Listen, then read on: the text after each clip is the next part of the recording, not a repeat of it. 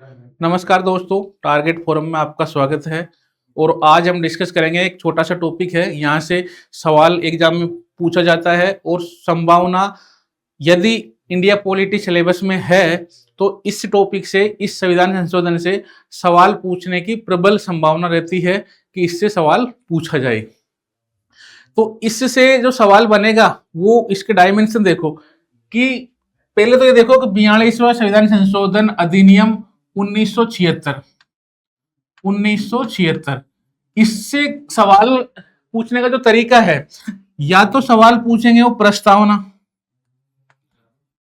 प्रस्तावना, क्योंकि कहीं ना कहीं प्रस्तावना में भी गड़बड़ की है इस अधिनियम ने, या है नीति निर्देशक तत्व, नीति निर्देशक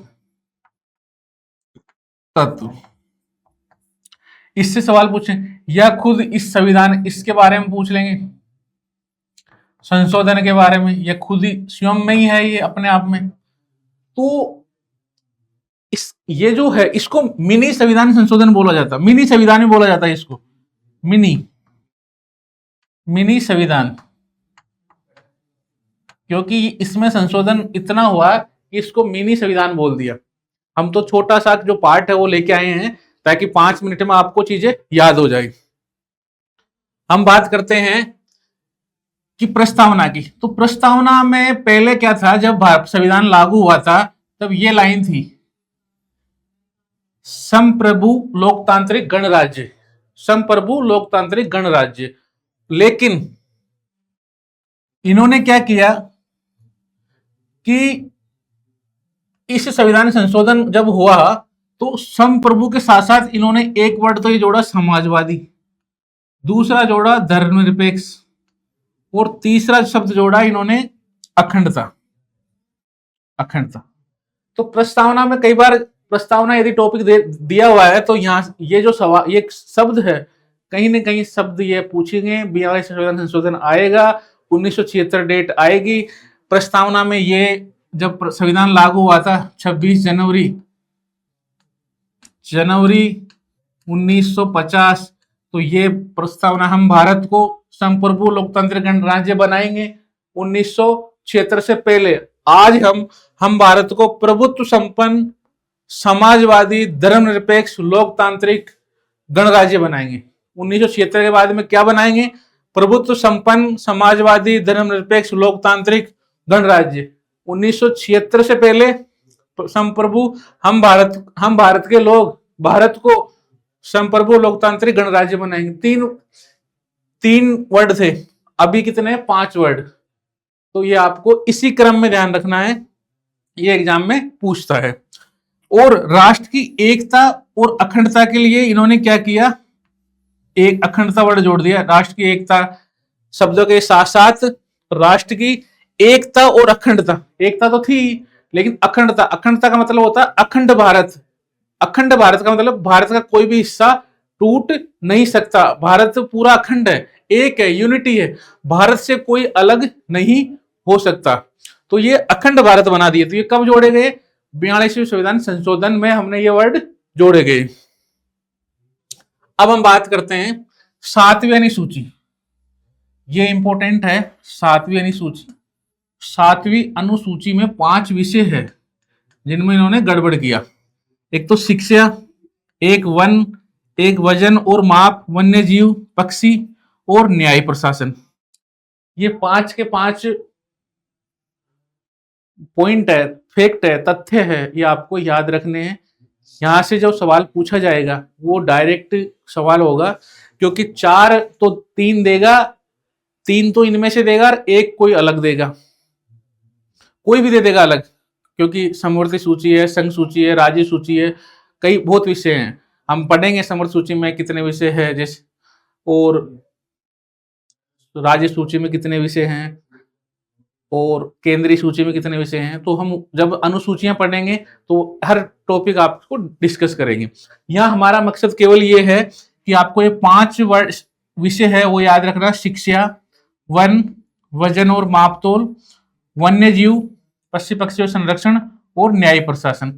ये 5 के 5 आपको ध्यान रखने हैं कि 42वें संविधान संशोधन द्वारा 7वीं अनुसूची में जो इन्होंने गड़बड़ किया, वो कौन से 5 विषय थे, कौन से 5 विषय ऐसे थे जिनको इन्होंने समवर्ती सूची में डाला गया। ये जो विषय है, ये समवर्ती सूची में इनको राज्य सूची के विषय थे सारे के सारे, इन पर राज्य कानून बना सकता था।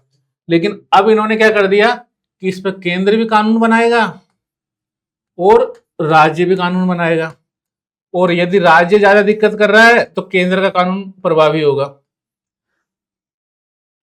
समझ गए कि 5 है राज्य सूची के विषय थे ये, इनको समवर्ती सूची में डाल दिया, और समवर्ती सूची में राज्य और केंद्र दोनों का अधिकार होता है। राज्य और केंद्र दोनों का अधिकार है तो राज्य भी कानून बना सकता है और केंद्र भी कानून बना सकता है। लेकिन यदि राज्य के कानून और केंद्र के कानून में केंद्र संतुष्ट नहीं है तो वो उसको अमान्य घोषित कर देगा, वो अप्रभावी हो जाएगा, वो केंद्र का कानून मान्य होगा। ये इसमें विशेष रूप से इसमें केंद्र को शक्ति है। शिक्षा, वन, वजन मापतोल, वन्यजीव और न्याय प्रशासन। आपको याद हो जाएगा, शिक्षा है, वजन हम रोजाना वस्तुएं तोलते हैं, मापतोल, वन्यजीव का हम संरक्षण करते हैं, न्याय प्रशासन है। तो ये इसमें जब एजुकेशन है तो शिक्षा तो हमें याद है कि शिक्षा है, वन होगा तो वन्यजीव भी होगा, वजन और मापतोल भी होगा, और न्याय प्रशासन, अगर प्रशासन को प्रॉपर चलाना है तो न्याय तो जरूरी होगी। तो 5 चीजें आपको फिर याद रखना, शिक्षा, वन के साथ में वन्यजीव रख लेना, मापतोल, रोजाना हम मापतोल के साग सब्जी लेते हैं, देखते हैं तो वो बाट दिखाई देते हैं दिमाग में, सेट कर लेना कि ये तो समवर्ती सूची का है। इस पर केंद्र भी कुछ कर सकता है, राज्य भी कुछ कर सकता है। उसके बाद में न्याय प्रशासन, न्याय तो अपनी जो न्यायपालिका है, एकल न्यायपालिका हमारी, तो देश ये सोचना कि एकल न्यायपालिका, इसमें तो केंद्र का ज्यादा प्रभुत्व है, इसका मतलब राज्य कम है। लेकिन उसको इस प्रकार याद करने की कोशिश करना। 5 है, 5 आपको याद हो गए। शिक्षा, वन याद किया तो वन के साथ वन्य जीवों का संरक्षण भी करेंगे। हम रोजाना साग सब्जी खरीदते हैं तो बाट आट वजन देखते हैं, तोलते हैं, तो वो याद हो गया। और न्यायपालिका एकल है, याद, समवर्ती सूची के विषय हैं, राज्य सूची के थे, समवर्ती सूची में डाल दिए। 5 चीज आपको कंटेक्स्ट याद। अब देखते हैं अनुच्छेद 51(1). तो हमने देखा मूल कर्तव्य कि मूल कर्तव्य मूल संविधान में नहीं थे, मूल संविधान में मूल कर्तव्य नहीं थे। जब संविधान लागू हुआ 26 जनवरी 1950 को, तो मौलिक कर्तव्य नहीं थे, मौलिक कर्तव्य नहीं थे। 42वें संविधान संशोधन द्वारा 1976 में मौलिक कर्तव्यों को जोड़ा गया। तो कितने मौलिक कर्तव्य जोड़े थे? 10 मौलिक कर्तव्य।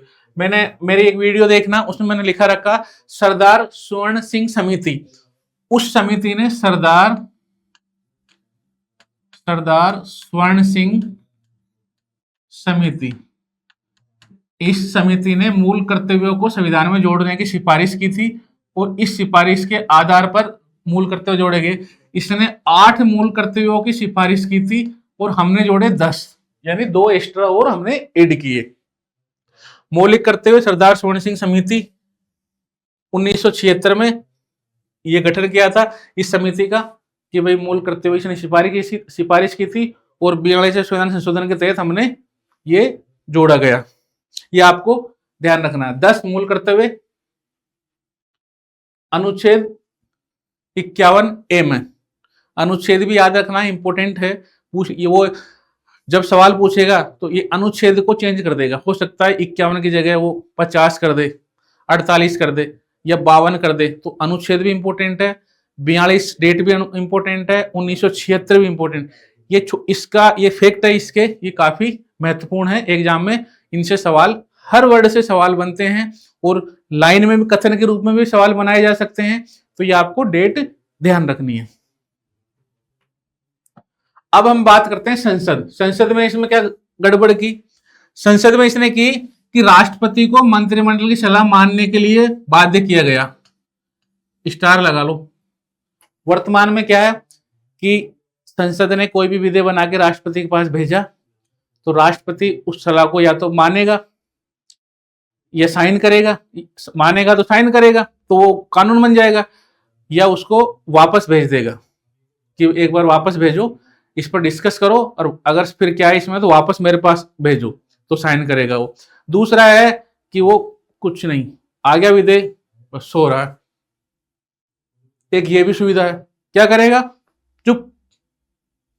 तो वर्तमान में जब हम राष्ट्रपति के वीटो पढ़ेंगे, सारे पावर, वीटो पावर है, राष्ट्रपति की शक्तियां हैं, पढ़ेंगे, उसमें ये सारी चीजें डिस्कस करेंगे। तो इसमें क्या है कि राष्ट्रपति को मंत्रिमंडल की सलाह बाध्य कर दी, ये कि यदि कोई सलाह दी है या कोई बात है तो वो मानेगा ही मानेगा, बाध्य है। मंत्रिमंडल ने बोल दिया कि ये दीवार इधर से इधर होके जाएगी, तो राष्ट्रपति का था हाँ ठीक है, लेकिन अब नहीं है, तो इसमें क्या किया, बाध्य। तो आपको ध्यान रखना, राष्ट्रपति को बाध्य किया गया था। केंद्र को कानून और व्यवस्था की संघर्षपूर्ण स्थिति से निपटने के लिए राज्य में केंद्रीय बलों की तैनाती करने की अनुमति दी गई। एक और चीज दी में कि केंद्र की तरफ, केंद्र है, इसको मजबूती प्रदान की गई, मजबूती प्रदान की गई कि राज्य में यदि कोई दिक्कत है तो हम केंद्र से सेना भेज देंगे, बल भेज देंगे, राज्य शांत, राज्य को हम अपने हिसाब से कंट्रोल कर लेंगे।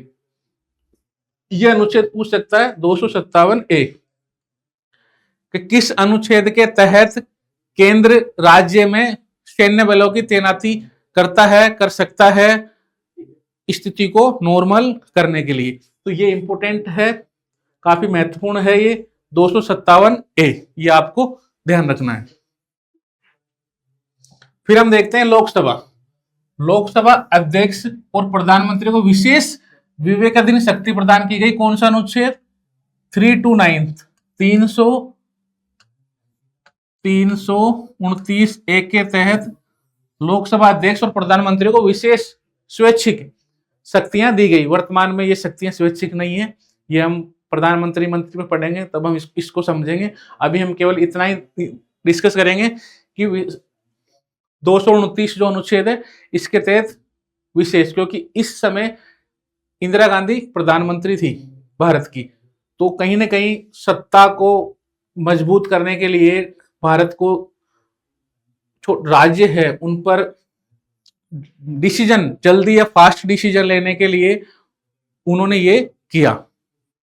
मौलिक अधिकारों पर निर्देश, एक और चीज इसमें क्या किया, कहा कि संविधान में मूल अधिकार है, बिल्कुल मौलिक अधिकार, इसको समझो, इसको पेरा को मौलिक अधिकार है, मौलिक अधिकार है। तो मौलिक संविधान में क्या है कि यदि मौलिक अधिकारों का हनन होता है, हनन होता है तो हम कहां जाएंगे, सुप्रीम कोर्ट या हाई कोर्ट, या कोई सुप्रीम कोर्ट या हाई कोर्ट, किसी भी न्यायालय में हम जा सकते हैं यदि मौलिक अधिकारों का हनन होता है। तो इस संविधान संशोधन से ये किया गया इसमें कि मौलिक अधिकारों पर जो नीति निर्देशक तत्व है, नीति निर्देशक तत्व है, इन नीति निर्देशक तत्वों के तहत, नीति निर्देशक तत्वों के तहत हम योजना बनाएंगे, कोई कानून बनाएंगे कि हम ये कर रहे हैं, हम आर्थिक, सामाजिक, राजनीतिक जो भी है बढ़ावा देना है, कल्याण करना है, या कोई पॉलिसी बनानी है। अब उस पॉलिसी से यदि मूल अधिकारों का हनन हो रहा है, उस पॉलिसी से यदि मूल अधिकारों का हनन हो रहा है तो कोई दिक्कत नहीं, तो कोई दिक्कत नहीं, होने दो। हमारा मेन काम है, हमने जो उद्देश्य के तहत पॉलिसी बनाई है, कानून बनाया, वो लागू होना। तो ये इस 42वें संविधान संशोधन द्वारा प्राप्त कर लिया। वो न्यायपालिका कुछ नहीं बोलेगा, उसकी न्यायिक समीक्षा नहीं होगी, हमने जो किया उसकी न्यायिक समीक्षा नहीं होगी। ये इस संशोधन के माध्यम से संशोधन सत्ता शक्ति प्राप्त कर ली, यानी मौलिक अधिकारों पर नीति निर्देशक तत्व है उनको ज्यादा अधिक महत्व दिया इस संविधान संशोधन के माध्यम से। यह भी आपको ध्यान रखना है। उसके बाद हम देखते हैं कि अनुच्छेद 223A, 223B और भाग, इसमें एक चीज मैं आपको समझाता हूं कि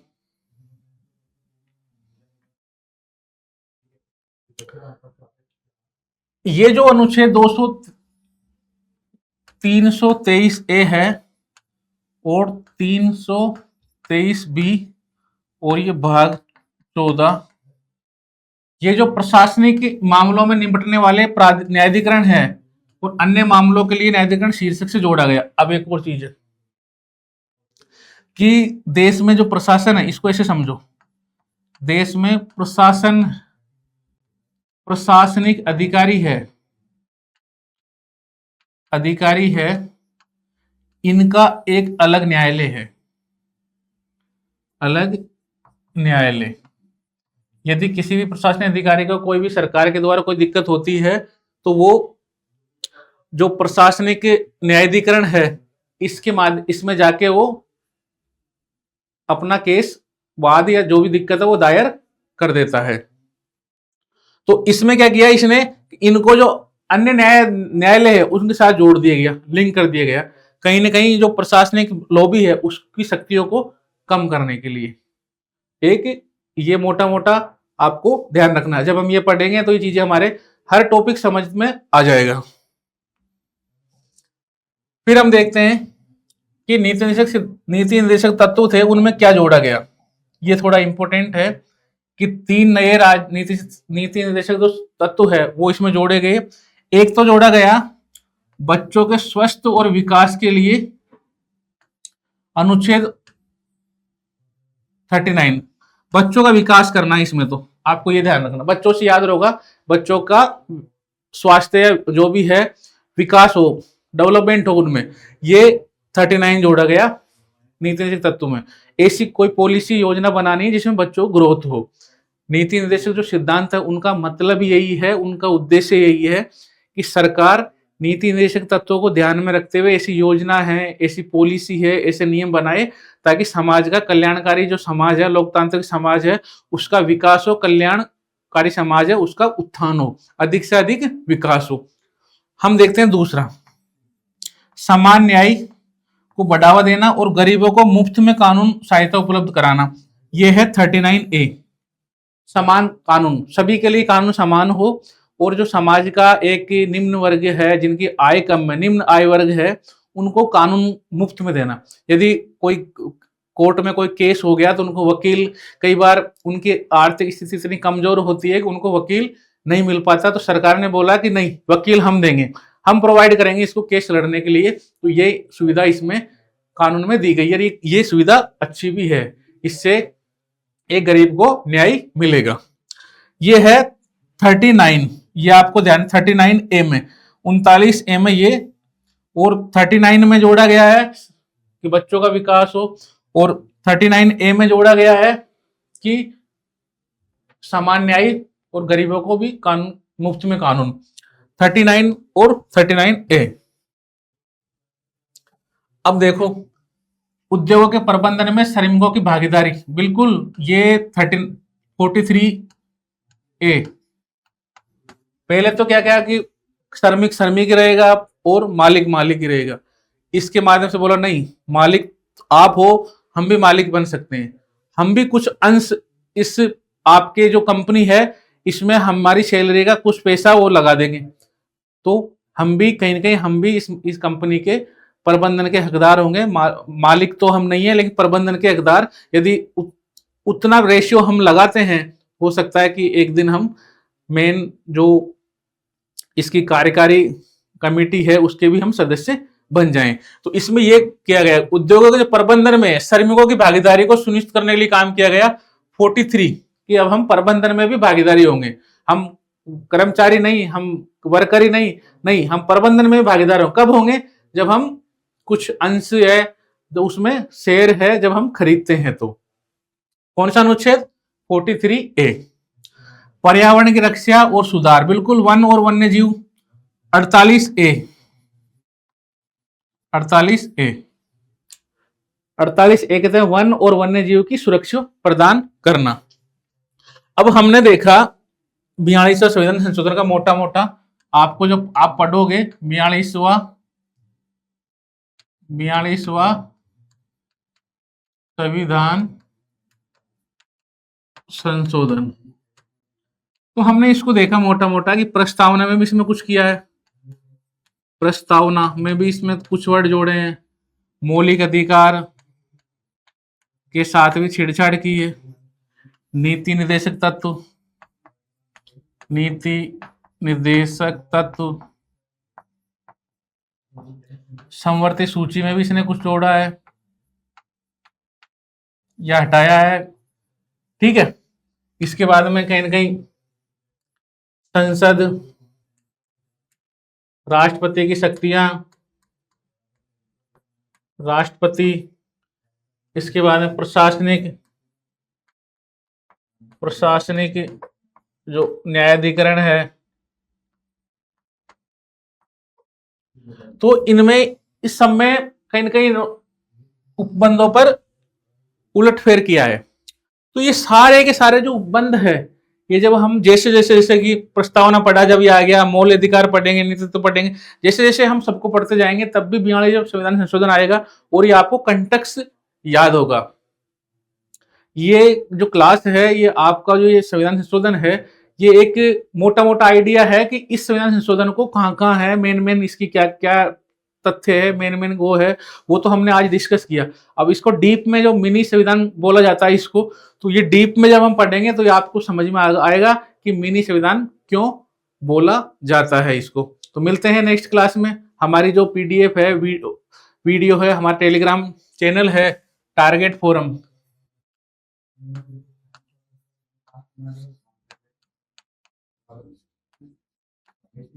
टारगेट फोरम है,